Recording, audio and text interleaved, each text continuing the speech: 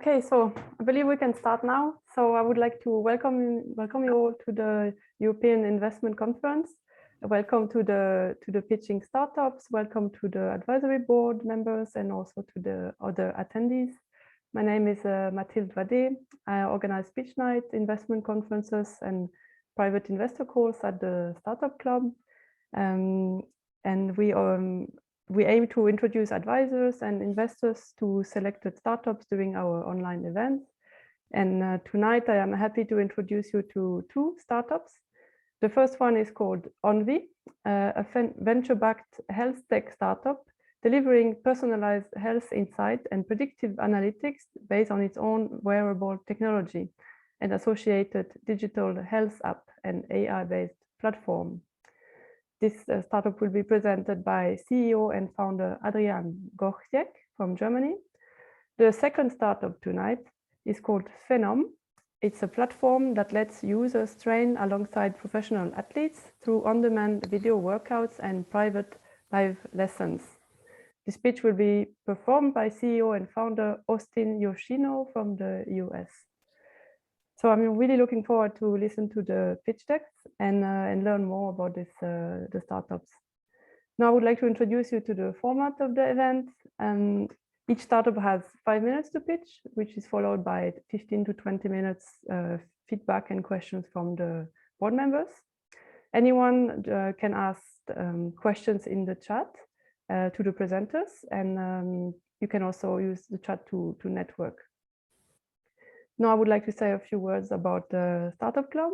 The goal of the Startup Club is to help entrepreneurs in their fundraising, development, and growth journey, connecting them with key players in the startup ecosystem.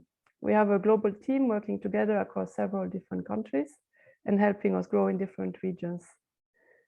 We are proud to count over 70,000 members in our online network and over 50,000 investor connections around the world. We host pitch nights and investment conferences focusing on different sectors. And we also offer several other services like valuation services, marketing packages, pitch deck reviews, and fundraising services. So I would like to also invite you to check our website or our LinkedIn page to see all upcoming events and the full list of our services to startups. So now I would like to ask the board members to shortly introduce themselves. I am happy to welcome you tonight. Thomas, would you like to start? How are you? Hi, Maite. Thanks a lot for the invitation, and hello, everyone. I'm Thomas Bigagli. I'm Ventures Director at Plug and Play. We are one of the most active early stage investors in the world, but we are also the largest open innovation platform globally. Looking forward to hearing your pitch, guys. Thank you, Thomas. Maite, would you like to introduce yourself? Hi. Sure. Hi, everyone. I'm actually Maite from Asabys. We are a health tech fund based in Barcelona. We only invest, well, healthcare and biotech in general. So I'm looking forward to meet these two founders. And my previous background is in investing in tech and digital in general. So hopefully I can be of help. Thank you so much, Maite. Marine, are you already joined? Hello. Hi, Marine. Hi, I see you now. Hi, how are you? Thanks a lot for the invitation. It's good to be back at the Startup Club. So a little bit about myself. Yeah, I work for Possible Ventures, and we are focusing on early stage startups, sector agnostic, and I specialize in crypto, digital health, and food tech. I also run a startup studio called MC Squared, and we help founders and support them with strategy, consulting, and other IT related subjects. So we have a team of developers, for instance. And I previously worked in pharmaceuticals, was managing investor relations for a company as we did an IPO on Nasdaq. And so I'm quite experienced with fundraising as well. I'm very excited to hear your pitches, and I can't wait to know more about you guys. So, yeah. Thank you so much, Marine. Yeah. Thank you all for the introductions. I believe now we can move to the first pitch already. So just a reminder, if you have questions, use the chat to get in touch with the startup. So I would like to give the word to Adrian Gochziek and startup ONVY HealthTech. So hello, Adrian. Hello. Hello, Hi. welcome. You can share your screen now and you can start your pitch. Yes, I will do so, but I just need the permission. Oh, I'm sorry. No worries. Okay, now it should work. Can you all see it? Yes, perfect. Okay, amazing. First of all, thank you very much for having me. Mathilde, thank you very much for organization. I'm very happy to introduce you to ONVY HealthTech and our mission to really shape the future of health. So I'll start now so I can make the best out of the 5 to 10 minutes. So let's start with the problem first. All 8 billion of us who have a mental health, and if you look at these numbers, it's quite stunning. So poor mental health costs the world economy around 2.5 trillion per year, and this amount will rise to 6 trillion by 2030. Currently, there are 1 billion people worldwide suffering from any form of mental health disorder, which is 15% of the global population. And now, if the pandemic teaches us one thing, that the absence of mental illness does not mean or necessarily mean that we are mentally well. So the dark figure or the estimated number of unreported cases is even higher. So we're really speaking about the major problem of the next 2 decades at least. So the World Economic Forum says that mental illness will account for more than half of the economic burden of disease over the next 2 decades, which is more than cancer, diabetes, and chronic respiratory diseases combined. So mental well-being really takes the center stage. And I think there's no question that the entire mental well-being suffered a major setback in 2020. So the UN and World Health Organization, they already warned of a looming mental health crisis, and they already labeled this as a second pandemic. So this really moved to the forefront of global discourse, widely discussed in the mass media and public health circles. So what is ONVY doing? We built the world's first mental fitness tracker because we strongly believe that the future of mental health is personalized and data-driven. So ONVY translates data into private health management for a new era of private health management. So we're tracking and monitoring mainly stress and health data with our own smart brain wearable technology, which comes in interaction with our user-friendly app, delivering personalized health insights and actionable feedback. We deliver really personalized and science-based health guidance to our customers. And if we dive up again and look from bird view, what we're doing in the long run is really efficient preventive health management through predictive analytics using machine learning algorithms. We already integrated a bunch of other wearables, so we can raise traction and traffic even faster. So if you just want to add your Apple Watch, for example, as well to your profile, there's plenty of room left, right? Even if you have the ring on your finger, you can add your wristband or smart watch as well. So we integrated the biggest ones to our digital health platform as well. Let's start with the problems. So if we take a look at this health iceberg, most people think, okay, I do some sports and I eat, let's say, okay, in overall. But if we take a look under the surface of this, then we see pretty fast that there are some other issues like mental health we just discussed, with the total overstimulation and information overload. And this started way before the pandemic. So people really, this mental health stats go skyrocket even before the pandemic. And since the pandemic, it's even more accelerated with chronic stress and emotional well-being on the strong decline. This is highly connected with your recovery or with the required regeneration you need on a daily basis, including your sleep quality and quantity, and of course also your behavior and lifestyle. So poor habits really lead to physical and mental health issues, and we make the users understand, okay, what kind of habits are actually harmful for me, identify them and remove them and replace them through healthy habits. And of course, environment is another factor. So we're living in massively changed environment. If you're thinking about knowledge workers in big city lives, our human bodies and minds are actually not designed for that, if you think from the evolutionary viewpoint. So to make it short, the main issue we're solving here are the missing data, the unawareness or the lack of digital health biomarkers. Because we say you can't manage what you don't measure. So we translate data into private health management. You get the personalized health insights straight from your body. We take care of the analytics of your digital health biomarkers. We offer a data-driven guidance, so no guesswork, but objective data, delivering you the predictive health tech with detailed insights and analytics.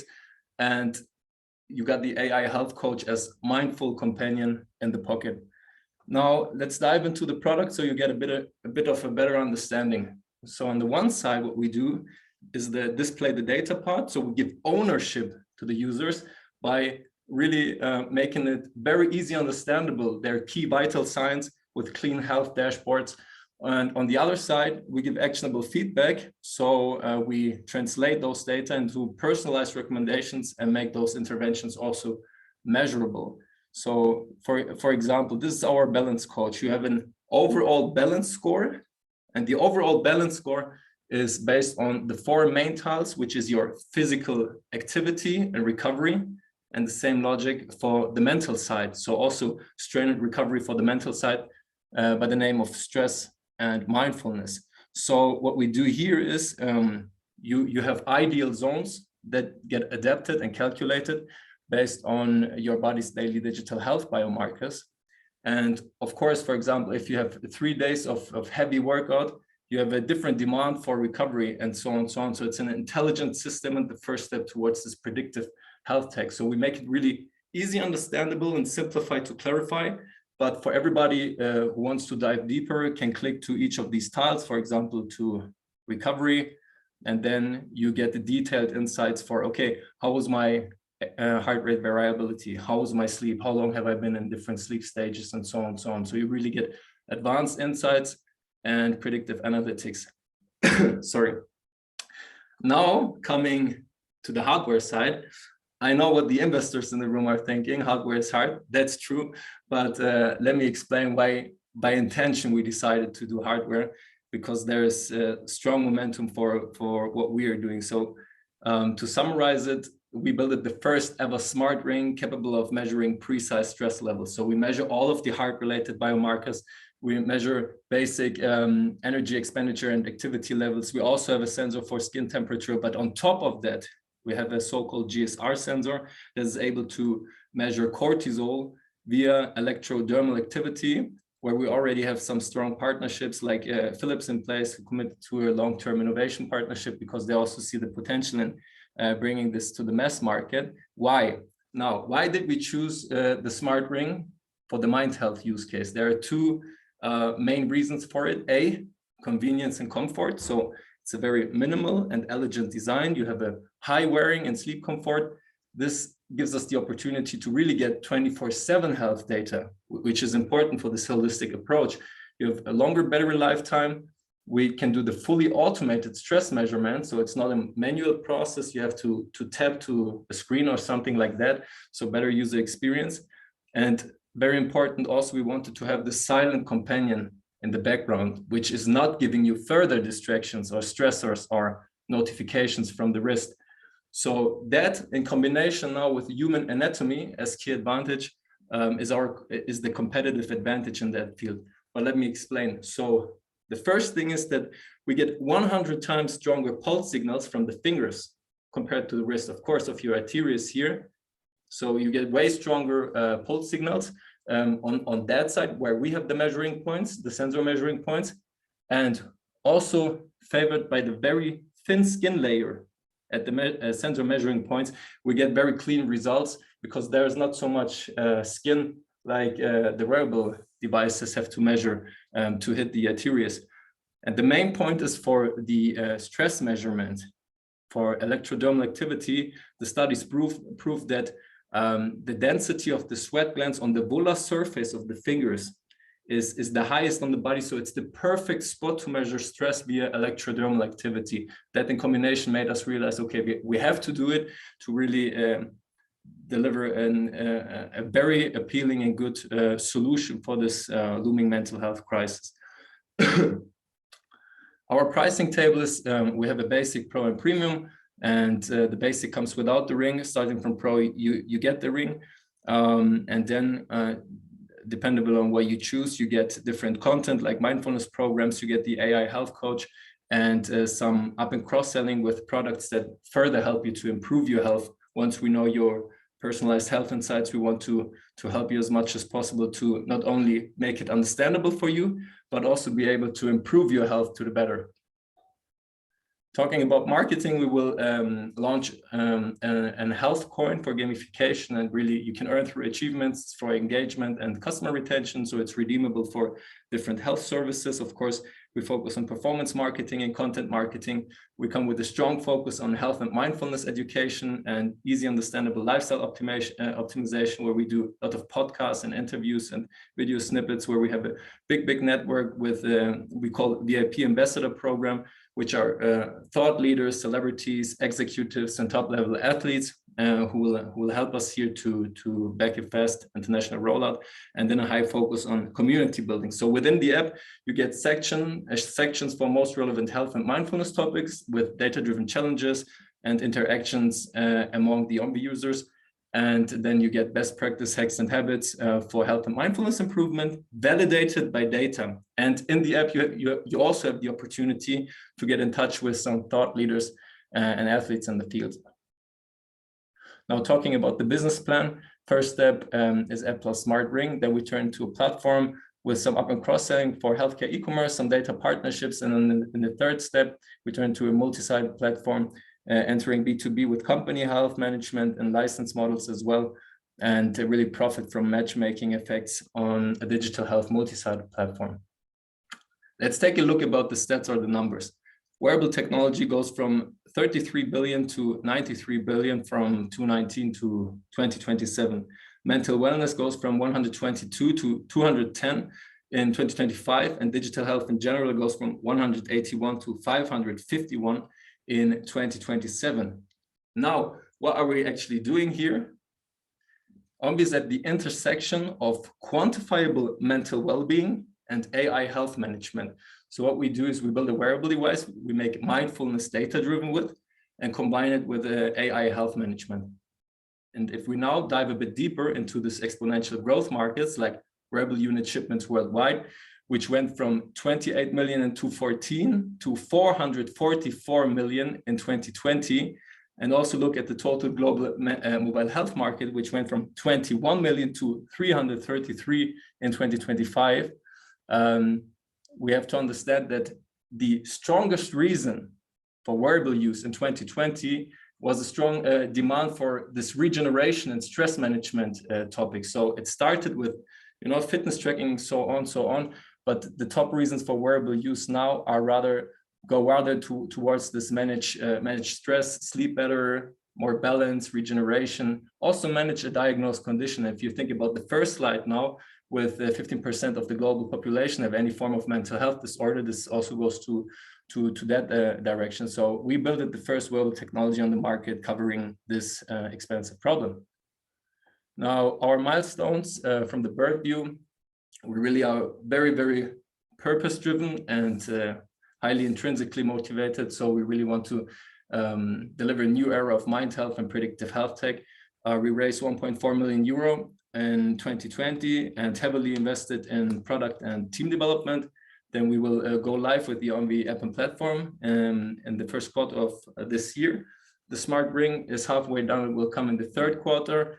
And the long-term mission is to become global market leader for private health management on an AI-based digital health platform. Now, speaking about the funding allocation, we highly invest in tech development, new hires, marketing, and sales to really take advantage of this strong digital and mental health momentum. Some more detailed financials I'm more than happy to share with you afterwards.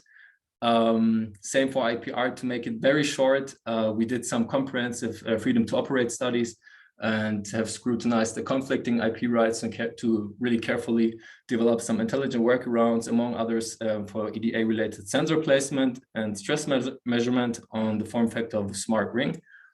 And of course, we already have some nice testimonials we're working with in the field of top-level athletes who add the last puzzle piece of mental fitness also to their daily routines. And last but not least, our team. So there's a very experienced management, and I would say we are very interdisciplinary. We are complementing each other on a very good basis. So maybe a couple of words about myself at that point. I have huge passion for entrepreneurship and the healthcare or health tech field. I was working at Europe's leading center for digital innovation and tech business creation for 5 years, becoming the youngest team leader for communication and development and instructor to learn everything that I need to deliver some impact to this world as an entrepreneur. Then I bootstrapped my first healthcare startup up to 27 employees. And saw in that time that with information or technology in the core, we can leverage the impact even higher. And I have a high motivation there because I was laying in hospital for more than a year when I was 18 years old. So I really want to get to a point where we have a paradigm shift towards more ownership for the people when it comes about health, when it comes to personal health, and really enable them to steer that on their own with proactive lifestyle-based adjustments and seeing their health stats, understanding them, and so on. Yeah, Tara is an experienced innovation manager. Dr. Henry Liu is our CTO with a PhD in artificial intelligence, over 15 years of experience in that field. Dr. Julius Racho is our Chief Product Officer, coming with a PhD in electrical engineering and worked more than 10 years at BMW in the hardware field as well. So the perfect bridge to our hardware topic. We have medical covered with Justus as well. Marcus already founded and sold a successful company. He's a data nerd and machine learning expert. Thorsten is a digital health lawyer with a strong focus also on data privacy and data protection. He's our CLO, so a very experienced management. And then we have here the design and UI UX block with Alex, Fabian, and Marvin, and the section of tech development with Kirill, Alex, and Andre. So long story short, highly intrinsically motivated team. And of course, we have some advisors, among others, some former Silicon Valley CTOs, some medical doctors in the field of precision medicine and personalized health, some executives from the media landscape, and professional athletes. I hope that was not long enough and you have a good understanding at the glance, and I'm more than happy to answer all your questions.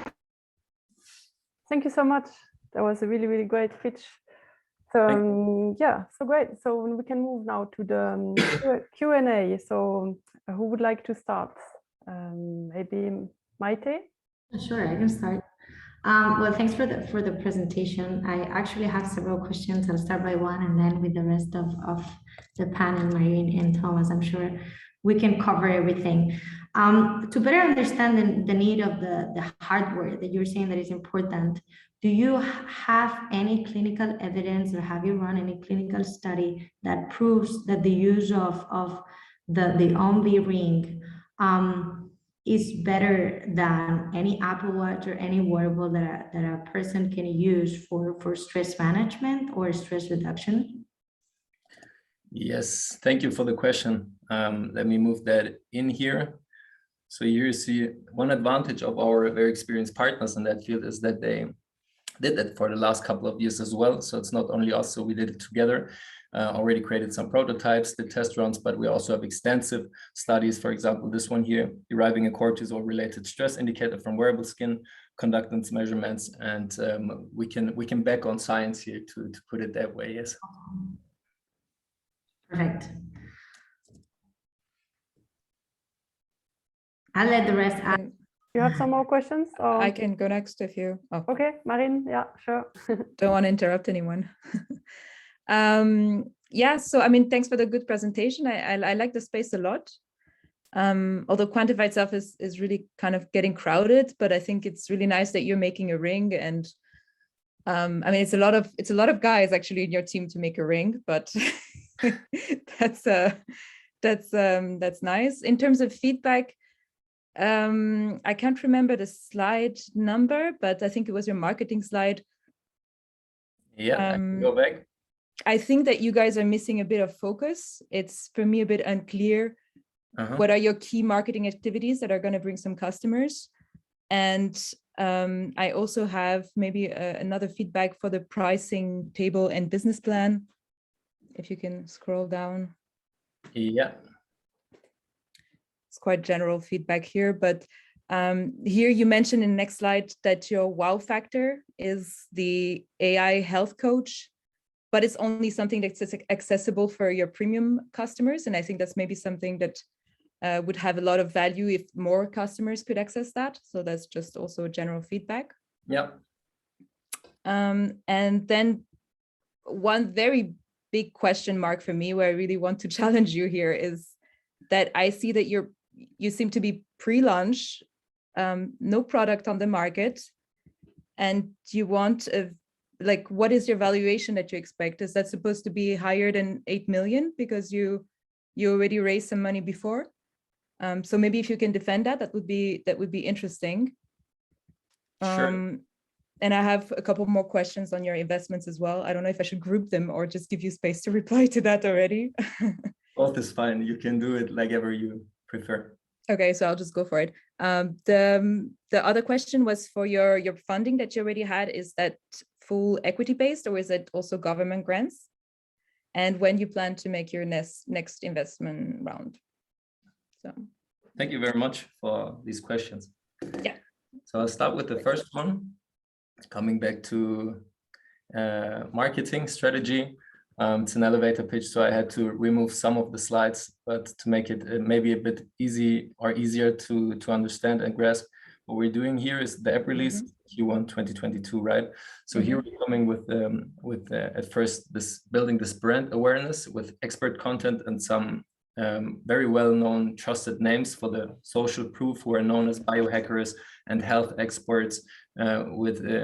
We integrate into our data-driven challenges, and what we do in the first step is that we help them to prepare some very nice health dashboards by running the challenges, improving their habits. They can share with their community, so we have a follower transition to really raise traction pretty fast. And beside of that, we do highly targeted demographic ads and have different formats like expert interviews, performance and mental hacks, educational videos, and post snippets on different social media channels. And a bit advanced, we add the advanced community features like an in-app interaction with thought leaders, the group sections with different health topics, and the rollout from the health coin, and the product expansion then with different features time by time. But we run a subscription model, so we really commit to constantly improve our product and release new features for our users. Because I mean, it's just logic. You would delete your Netflix account if there are no new movies after a while. So we by intention decided to do it because we have a long pipeline of adding new products and new features from time to time. So I hope that answered the first question. The second question was the valuation, I think, to defend the valuation. No, you had a question for the pricing table as well, right? Oh, sorry, I'm muted. No, this was more of a general feedback for you for the AI health coach. But that was just a general feedback that I think it would be valuable if more customers would access it rather than just your premium customers. But I got it. Yeah. In terms of the valuation, yeah, if you would defend why an 8 million valuation or higher, given, yeah. Yeah. So maybe I can defend it quite well with making some examples from the field. If you take a look, for example, at Whoop or Calm in the space, founded to 12. One is a wearable company, the other one is a mindfulness company. They have a valuation of 2 billion or 3.6 billion right now. And then coming back to this tremendous problem we're running in with this looming mental health crisis, and being the first ones who build actually a mental health or a mental fitness tracker, make it measurable. We really plan with a strong exponential growth and hit the market not only in Europe, but also in the United States. That's also now one part of your last question. So we are currently raising the second financial round. Fairly half of the shares are already reserved with a VC from the States. So I would love to share you one other insights about the market numbers. If we take a look at this mental wellness market, we see that the by far biggest markets and most interesting markets are North America and Europe, which also have the highest growth. And we focus on North America and Europe and have a strong support there with a good network, not only with the VCs, but also with another top level athlete who highly likely will join this round, as well as a German national football player. And to answer the last question, the first round was not supported by the government or anything else. It was an angel investment, and the business angel was getting 20% for 1.4 million euros of the company.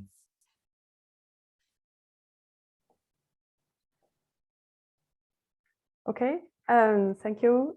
Thomas, would you like to give your feedback?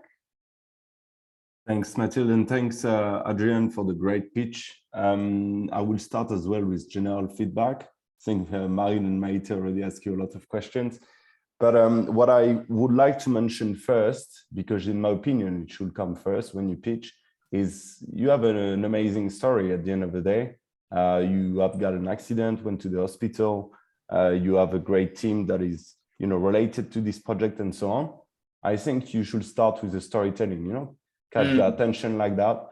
And also, so it seems that you also were hiding some additional slides, but what I wanted to tell you is I think you have a bit too much slides here. I mean, we are used to hearing a lot of pitches, I guess, as VCs, but what we try to do is to keep really the essential and then keep the rest for the, as an appendix for the questions. This is what you've done with the other slide, but I think you can condense even more this pitch deck. But frankly speaking, you disclose a lot of information, which was good as well.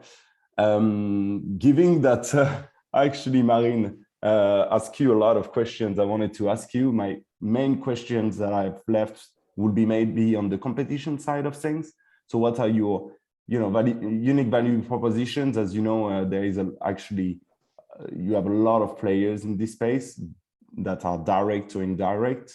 And I would really like to, I've saw these slides, but what I would like to understand is where, when it comes to pricing, when it comes to features, technology, and so forth, you are adding value in comparison to the rest of the market.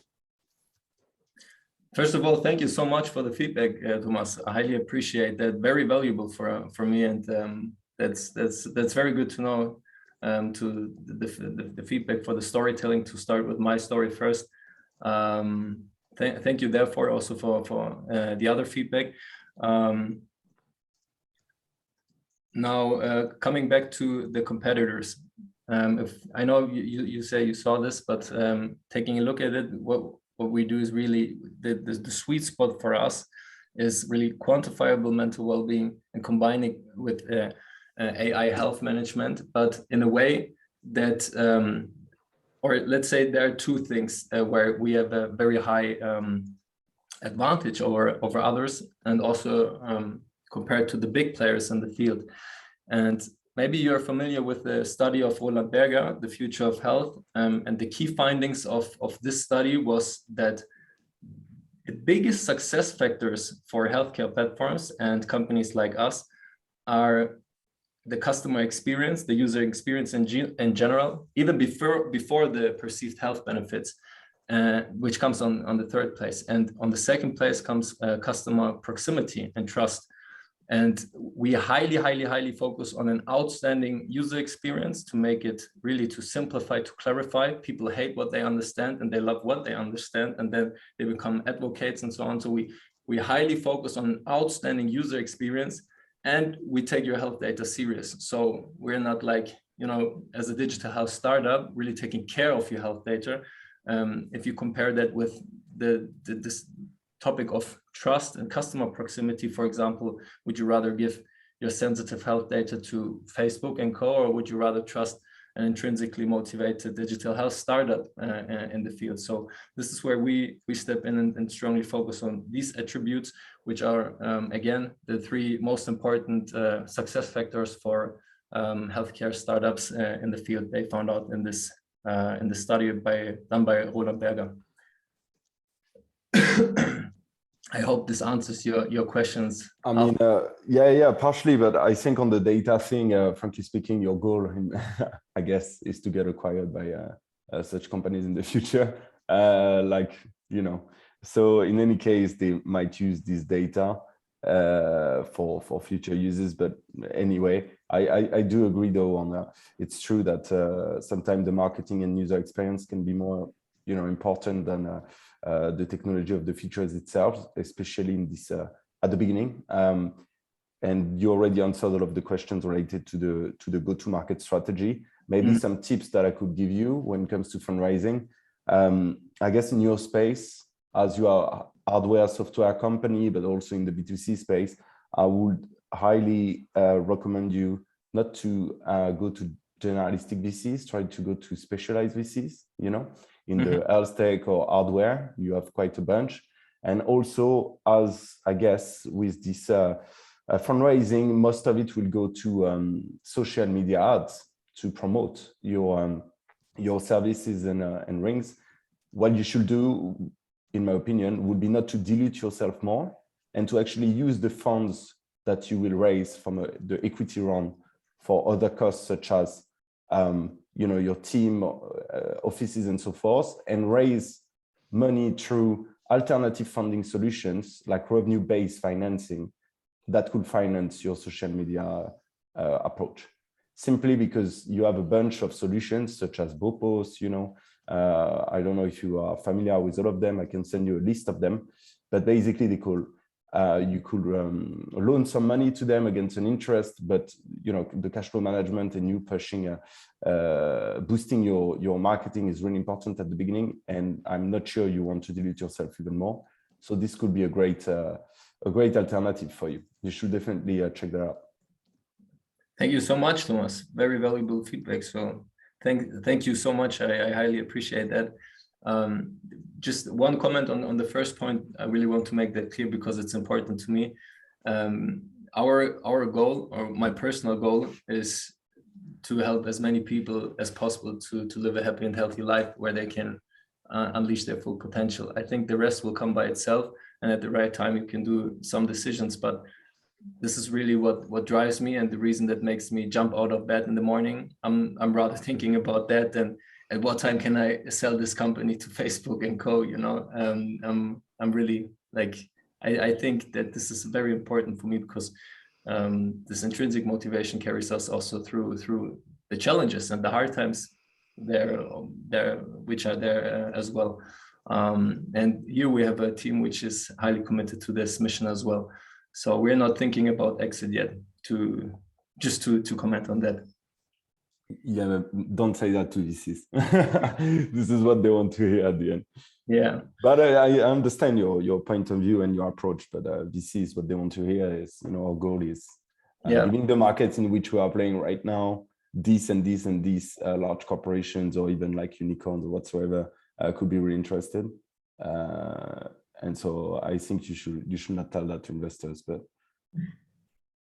This was what I was going to add to what Thomas said. So a lot of the startups that actually pitch to us on a daily basis, they always add this slide in the end, right? That who's gonna acquire us or who are the potential acquirers, which is something that is in line with the competitors a lot of times, and more so the competitors that you put there, such as Headspace and Calm, which are huge companies right now. I think this is something that you should definitely have in mind and have prepared to respond. So, right, who's the more synergistic, even though this is not what you're thinking of right now. And of course, no one's going to buy the company in the state that it is probably, but it tells a lot to where you're going to and who you want to become as a company. Who do you see as a potential acquirer? So I think this is something that having prepared just adds value. And just a comment on the business model. We have, as HealthTech investors, we have invested in companies that are targeting the B2C market. And to be honest, it's a very tough market to try to live in and scale and have strong revenues. So a lot of the VCs are right now trying to see different revenue models that the company can have besides the B2C. And more so now with Germany, the DIGA, right? You can have the app prescribed by doctors and get reimbursed. Or in the US, you can do this kind of charge. So having probably in the financial projections seeing how you're planning on selling the data or commercializing the data, because this is something that you have, right? On the business plan, you were saying that probably sharing the data with corporations. So probably expanding a bit more on that side. I think it's going to help the VCs look at your company a little bit more relaxed and think, okay, if the B2C model does not scale, because it's super tough, and I don't really see someone paying $100 a month just for stress management. So either you increase your portfolio of mental health and they have treatments or monitorings, or just on the other side, right? You said something very relevant, which is the data that you're going to gather, which is, I think it's something very important, and more so in the fitness and wellness space. What could you do with that data, and how could you leverage that in terms of revenues? But the presentation, for me, I think it's amazing. And in terms of the slides, how clean and how well elaborated they are, I think that, like, I definitely congratulate you on that. We've seen decks, and more so with healthcare companies that are a mess. And this one it's nice to look at, definitely. Thank you so much. Thank you so much for this feedback. To quickly go to the first point. So what we do, for example, when we enter the B2B market and do company health management. I'm on this call. It's interesting, I'll stay on it, but I'll tell you around 7. So. Non, mais qu'est-ce que je dois faire de la sauce? Il faut faire la sauce, but don't make both. Thank you. Is that we work with a de-identification process. So there, for example, in company health management, there are no personal health data seen by the company or processed at the company level. So we have a low entry barrier, because actually it's a license model, and companies pay for the service. They really have a strong not guilt, but they're in need to especially post-COVID, to do something for corporate social responsibility, invest in their employer branding, employee loyalty, reduce sick cost, increased productivity, higher employee health, and so on and so on. So to provide this workforce mental health management, we make it really simple with the license model. So they just pay for the membership like they would do for a fitness membership, and it's pseudonymized data, and no health data gets seen by the company. And the same logic with pseudonymized group data or real field health data. Now think about that's not only the ring, but also other wearable integrations, so we can really learn from the correlations of real field health data all over the globe. We have some amazing insights. We can do some data partnerships without publishing actually like personal health data. So this is the more splitted in demographic factors. Okay, cool. So I would definitely add this part to the deck. Thank you. Yeah, we'll do so. Thank you. Thank you so much, everyone, for your feedback and great pitch, Adrian. Really, really nice. You have several questions in the chat waiting for you, so you can respond when you have some time. Yeah. Okay. Thank you. Now, yeah, we will move on to the next presenter tonight. I would like to introduce you to Austin Yoshino, who is pitching for PHENOM. Hi, Austin. Hi, everyone. Hi. Super stoked to be here. Welcome. We're really happy to have you here. You can share your screen now and start Awesome. to pitch. Does that work? Can everybody see my screen? Perfect. Yes, perfect. Cool. Awesome. Well, hi, everyone. I'm Austin, the founder of PHENOM, a marketplace that matches youth athletes with elite professional players for coaching lessons. So over the next 5 minutes, I'm going to answer the 4 questions that I know are on everyone's mind. Have we found an exciting market opportunity? Do we have the right product? What have we done to de-risk the business? And can our team execute? So most of you might not know this, but the youth sports market is exploding. In 2019, it was valued at almost $20 billion and is expected to grow to almost $80 billion in 2026. And this is happening because the industry is becoming hyper-competitive, fueling a revolution, with forcing the market to spend more and more to keep up. And what this does is it creates more demand than ever for premium offerings and services. While things like equipment and facilities have become massively acceptable, or massively accessible, elite coaching still has not, as 85% of youth elite coaches are parents. And this results in desperate scrambling and searching for secondary options, evident in the $9.2 billion of revenue spent in private coaching alone. And so our solution is to introduce a training marketplace that matches youth athletes and elite professional players for coaching services. The lessons will be held through online video calls, which makes it highly accessible for both parties while eliminating any geographical barriers. On top of that, in order to make the lessons even more valuable, we'll integrate performance analytics. And so I understand that the nuances of baseball aren't quite as popular here in Europe, so I'll save you the bore of the deep dive. But what's important is that this will allow us to become really, really good at sport-specific training, ultimately leading to better engagement and recurring usage. So over the past couple of years, there's been a lot of change in the world that accelerated the adoption of some key technology by decades, a lot of which happened to align perfectly with our timing.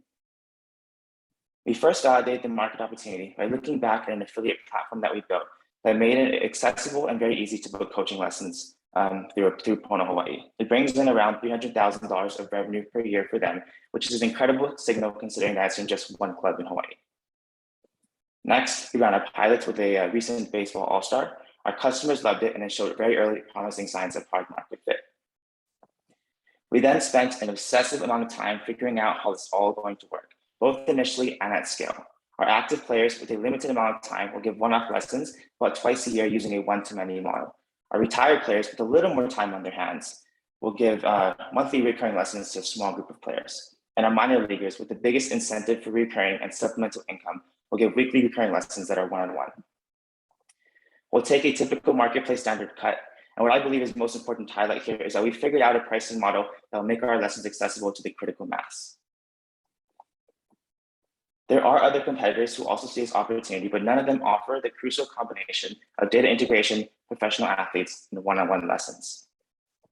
And ultimately, we know we will win because of our unfair network advantage and the marketplace moat that continues to grow as we grow, switching costs, networking effects, and branding. And so in the spirit of the league methodology, we're hyper-focused on baseball, but we know this model will work with other sports and plan on expanding in the future. And thanks to some of our previous early investors, we have a head start in football. And so if you're wondering how you can get involved, well, you're in luck, because we just opened our $1 million raise. And so if you're interested and can bring value beyond a check, I'd be happy to chat. So a little bit more about me. I have a background in consumer marketing and business consulting that will allow me to execute our business plan. Dustin, our chairman, has previous IPO exits and is a director at Perfect Game Hawaii. We've been working together for the past couple of years, and his mix of wisdom and my vision has proven to be invaluable to PHENOM. Our CTO, Amir, has delivered projects for Fortune 500 companies, and he brings executive experience and deep technical understanding to the table. So to sum up the presentation, we found an amazing market opportunity, $80 billion to be exact. We have the perfect product, a marketplace with performance analytics. We've shown very promising traction with early signs of product market fit, and we can execute because we're a team of proven executive experience and insights. Amazing market opportunity, perfect product fit, promising traction, and a team that I can execute. Thank you all for your time. I'm happy to move on to answering questions. Thank you so much, Justin, for a great presentation. Thomas, would you like to start giving your feedback? Yes, with pleasure. What I would like to understand maybe, and then I can let the other speakers ask you questions, would be what is your the use of the fund and which milestones you want to achieve with that? Yeah, absolutely. Happy to share that. So a big portion of the funding will go to tech development in the early stages, and then more leading on to marketing and business development. Ultimately, the reason we're trying to get to. Sorry, is it okay to go back up to that? To the pie chart, yeah. What's the leadership, which is actually the largest category? That would be a little bit of my salary, onboarding a COO for business development and the CTO as well. Okay. I mean, most of the, and are you pre-revenue or post-revenue? We have a little initial revenue from the pilots. Okay. Okay, you just need to think through how you would communicate that, because in general, VCs don't like paying sort of good salaries. So that's something that you may want to discuss and perhaps have on a levered basis, so that it's post achievement of some milestones. Thank you. Sure, of course. Happy to discuss that. We've had some conflicting opinions on that side, but this of course is flexible. What we think is most important is, of course, the milestones that we plan to get to, right? So being able to understand how we can influence recurring usages, as well as making sure that both sides of the equation are happy. What's your plan to reach all of these metrics? And just to add on what the person just said, he's totally right. I mean, this can be a red flag. So please mention like how many people these salaries represent, because you know, if this is only for 2 people, it's quite a high salary for an entrepreneur. But anyway, of course. Yeah, I just would like to understand like what's your plan to actually reach all of these metrics? Sure. So the plan is to keep running those lessons and then automate the marketing feedback. So making sure that with every lesson we send them a survey, we understand the data points, we can get some of their feedback, learn the value, and then be able to map out sort of the NPS score, as well as the referral and the churn rate. Okay, pretty clear. And on the number of customers you're planning to achieve, and same for athlete? I have that somewhere in our financial statements. We're looking at, I'm sorry? You have tractions already, right? Can you remind me how many players and athletes you have already? Yeah, so in our pilots, we worked with 1 baseball all-star and 3 youth athletes. And so the idea for this was to try and figure out how we can make 1 person happy before we try and make 10. And so we were able to get some really good foundational insights. And we're now in the process of building out the product to onboard more athletes. Okay, and can you tell me how many players and athletes you are planning to reach in 2022? Because these metrics without, you know, a number behind, it's quite hard to. Of course. Them, right? Let's see. Or just on the top of your head, just to have a. Yeah, I believe our KPIs are from 50 to 100 professional athletes and 100 and 1,000 to 2,000 youth players at the end of 2022. And the valuation of this 1 million round would be? So we're currently raising on a safe with the $5 million cap. Okay, great. Thanks a lot. No problem. Thank you, Thomas. Maite, would you like to give your feedback? Thank you for the presentation. I'm just trying to understand a bit more the use case, right? So when you talk about your target market being the players first, so I'm not the professional players, just the users in general who are going to pay for this. Do you envision them just people in general at their homes doing this and training one at home? Do you see this more when you were talking about professional? I mean, right now, students, there's a coach that's usually the dad of someone else, just giving them lessons, like them doing it collectively at some kind of sports club. Because I'm depending on the sport that you're targeting, I don't know how much you can do at your house to really see if you're improving and to really give a lesson, right? So I'm just trying to see a bit more, how do you envision, who's your target, your clear target there? Sure, that's a really good question.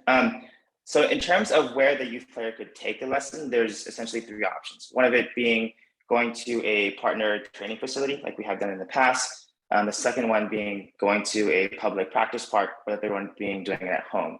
And so we kind of split the sports training process into 2 parts. One of it is, of course, the insights, the knowledge, and the other part of it is the repetition, right? And so the youth coaches kind of have that repetition part covered. What's missing is the knowledge and the insights, right? And that of course is most applicable to our professional athletes who, let's say they only have half an hour to give this lesson. They don't maybe want to go through thousands of reps with that person. So the ideal use case is that the youth athlete FaceTimes or video chats with the professional athlete and goes over some really quick, high level, low hanging fruit improvements that they can work on for their game. And then they take those insights and apply it on the repetition base on the practice field with their coaches, with their sports team, with their current coaches. And so these lessons are meant to supplement whatever they're doing now. Okay, and are you planning on having lessons that are completely automatic, or it should be like the session is going to be the professional athlete speaking with the athlete at the same time that the athlete requests the class? Like, how does that work? Or is it going to be just automated, so whatever I said, I can use? Me as a professional, if I film it on how to do something specifically, can I use that content with more people, or do I need to have a video call specific with everyone? I'm just trying to see the numbers for me as a we've looked into that sort of asynchronous masterclass model, and we kind of realized is that it would be very, very cost inefficient, and take a lot of time, and a big portion of the raise would go to just making the content. And so ultimately, we believe that the one-on-one lessons are going to be much better in terms of the engagement and consistent usage, as well as the insights are going to be tailored and more personal. So we can charge a higher rate than if you were to get some sort of pre-recorded content, right? Because then again, it also kind of goes into the question of, well, why can't I get this on YouTube, right? Because you can get an interview or a podcast on YouTube, which is not a big differentiator compared to a one-on-one personalized individual lesson. No, for sure. That's the part that I was trying to clarify. Like if it's one, then that definitely makes sense. Can you go to the slide of the business model for 1 second? Sure.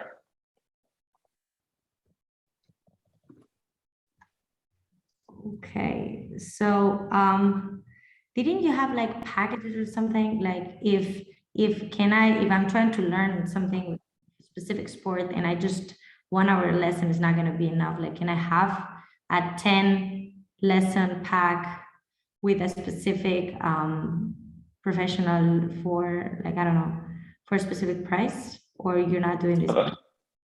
Of course, yeah. So the idea is that when you pick a lesson with a retired player or a minor leaguer, that you would sign up for recurring lessons over the course of X amount of months, right? So I want to work with Hunter Pence, the Giants person. I'm going to be a part of his group from January to May. And we're going to meet every first Monday at 3 o'clock, whatever it may be. And so that way, again, it goes really deep into that personalization, because Hunter's going to be able to work with you and see you improve over the course of months. Okay. And what do you think stops the minor leaguers in this case with the athletes to continue their conversation on the side through, I don't know, let's say Skype or Zoom, and don't having to give you this 30%? That's where the data component comes into play, right? By being able to track your data on our app, if you use another, you can go and have another Zoom call on your own, but you're not going to be able to track that data, right? And this data is so important because a lot of athletes, specifically for baseball, they're so obsessed with how hard they throw. And so by being able to see, by working with Hunter, by working with PHENOM, I've increased 200% over the past 3 months. That is super, super sticky.